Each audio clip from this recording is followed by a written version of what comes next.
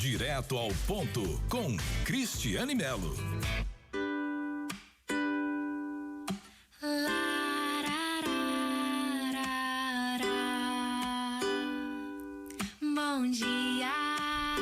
Bom dia. Bom dia Fernando, bom dia ouvintes aqui da Princesa FM, do Bom Dia Feira. Pois é, hoje o assunto é Setembro Verde, mês de incentivo à doação de órgãos. E está aqui conosco já no estúdio o Dr. Rodrigo Serapião, que é médico, urologista, transplantador e captador de órgãos. Bom dia, Dr. Rodrigo, seja bem-vindo ao Direto ao Ponto.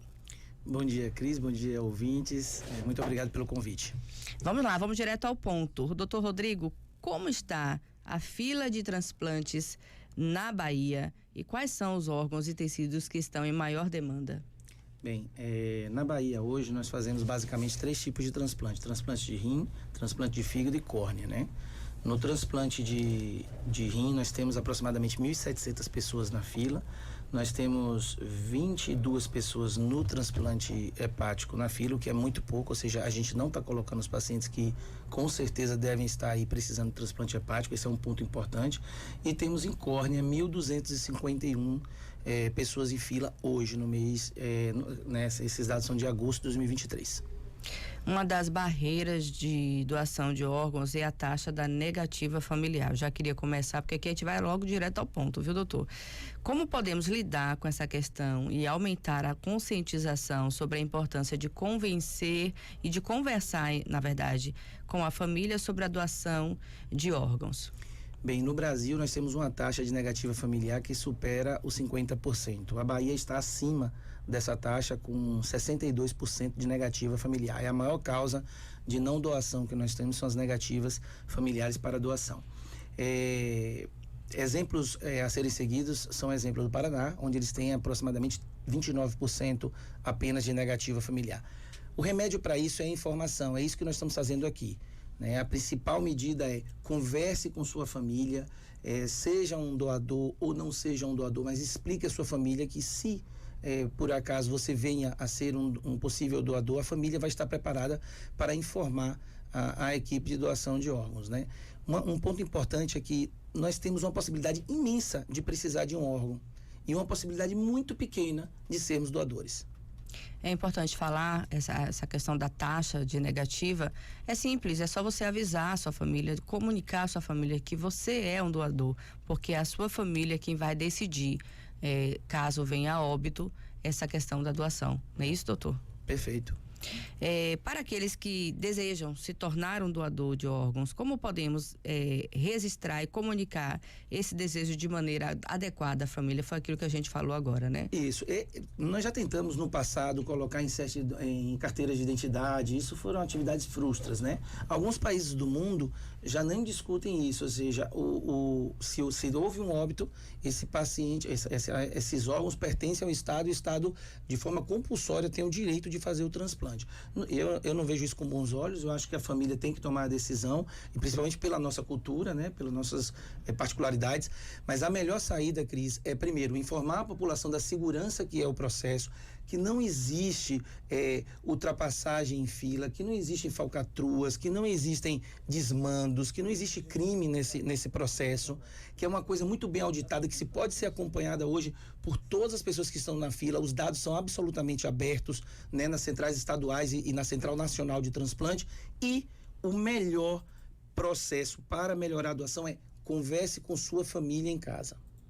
É importante falar sobre essa transparência. Existe o tabu pelo medo e existe também a questão da transparência, como o senhor falou agora. Quem está na fila pode ter acesso aos dados e saber como é que está a posição dela na fila e de que forma essa fila está caminhando, não é isso, doutor Rodrigo? Exatamente. É necessário ter total transparência, porque é um processo onde a sociedade devolve a ela própria o órgão para que a gente possa utilizar. A gente tem que ser o máximo transparente possível. E é isso que a legislação brasileira busca. Nós temos um dos protocolos de morte encefálica mais rígidos do planeta. Nós temos uma deficiência na rede pública de saúde que às vezes leva a família por revolta extremamente justificável a negativa familiar, ou seja, aquele ente que chegou ali com um trauma grave, com um diagnóstico de morte cerebral, não teve aquele atendimento adequado e agora ele vai doar. Existe tudo isso. Isso é um trabalho longo, né, Cris? Lembro que quando a gente começou isso aqui na Bahia, nós tínhamos 10 doações, 8 doações por ano na Bahia, né?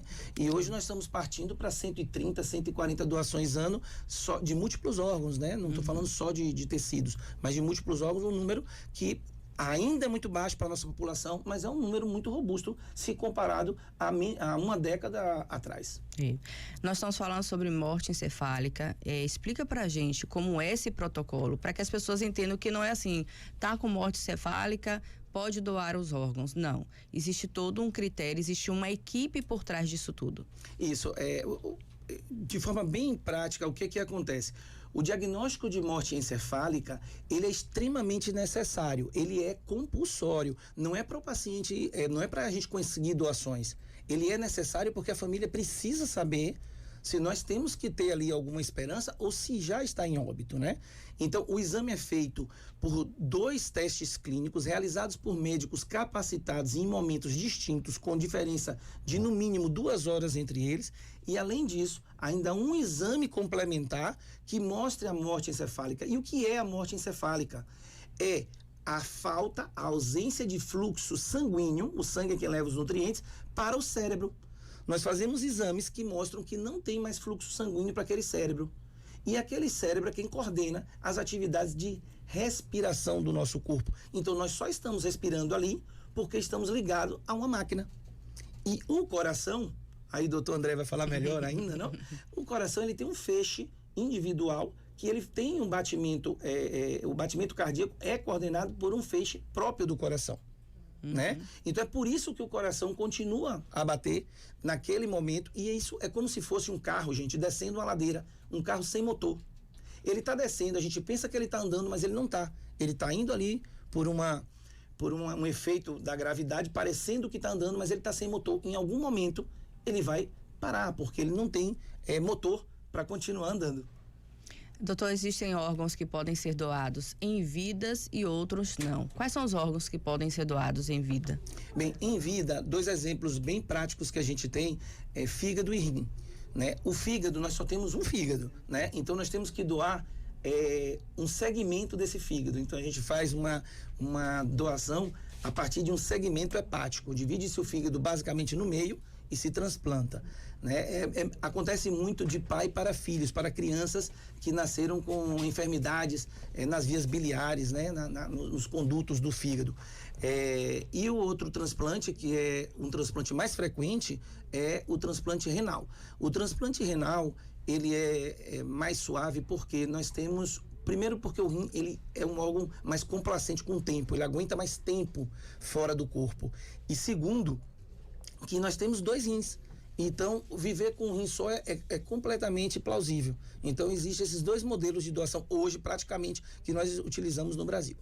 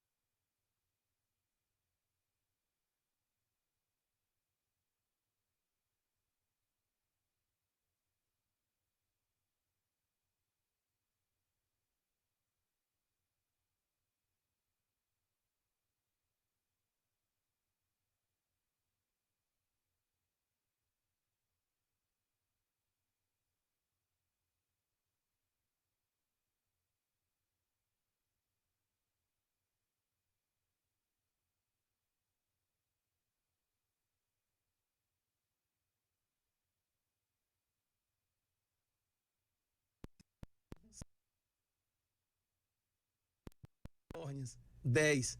Pele. Nós podemos fazer pele, bancos de pele, não? E aí começamos a entrar nos inúmeros. Osso, números, e por aí vamos, Cris. E por aí vamos. Existem transplantes experimentais hoje de útero, já realizados com sucesso, transplantes de uretra, que é a minha especialidade é a urologia. Existe transplante de traqueia, né? Então, assim, nós temos aí inúmeras opções. Um doador pode ajudar muitas pessoas. Vamos encerrar, né, Ana? Por fim, doutor Rodrigo Serapião, qual a mensagem que o senhor gostaria de transmitir às pessoas nesse Setembro Verde em relação à doação de órgãos e a importância de salvar vidas através desse gesto tão generoso? Bom, o que eu gosto sempre de lembrar é o seguinte: não existe uma religião que condene ou que desautorize a doação de órgãos. Até a doação de sangue, receber sangue existe, mas órgãos não. Curiosamente não.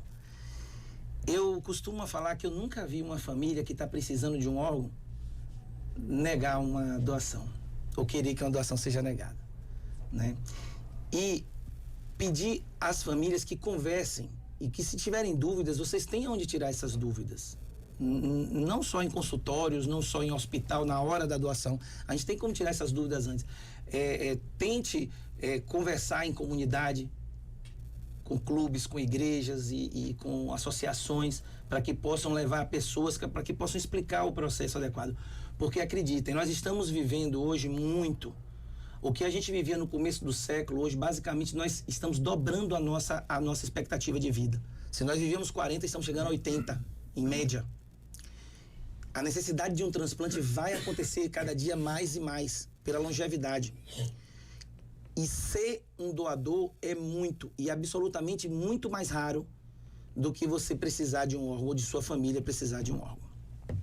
A gente que está aqui no estúdio vê o brilho nos olhos de Dr. Rodrigo quando fala desse assunto, né? Porque está no dia a dia, está salvando ali famílias, pessoas que podem receber esse órgão. A gente não sabe da imensa alegria que essas famílias que estão na fila devem sentir com a ligação de dizer: olha, chegou o seu órgão. E isso deve ser muito gratificante. Muito obrigada pela entrevista, muito obrigada. Se eu esqueci de te perguntar algo, fica aqui à vontade para fazer suas considerações finais.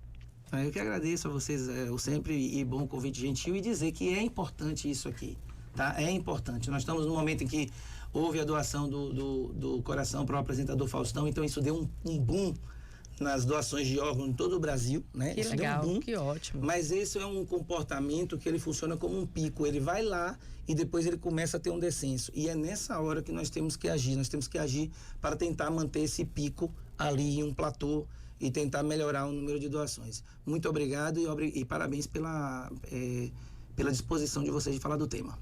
Ótimo. Gente, esse foi mais um Direto ao Ponto. Agradecer aqui, professor Cristiano Lobo, da UNEX, que deu aqui bom dia, parabéns pela entrevista. Vamos incentivar. A UNEX quer entrar nesse movimento de conscientização. Vamos lá, vamos botar a UNEX, outras faculdades, para que a gente possa também incentivar esse movimento do Setembro Verde e ao longo do ano também. Tem essas campanhas de incentivo, mas ao longo de todo o ano você pode se tornar um doador, você pode informar a sua família e você não sabe se amanhã você vai estar na fila, né, gente? Um grande abraço, fiquem com Deus e até a próxima sexta-feira, se assim Deus permitir. Você ouviu no Bom Dia Feira, Direto ao Ponto, com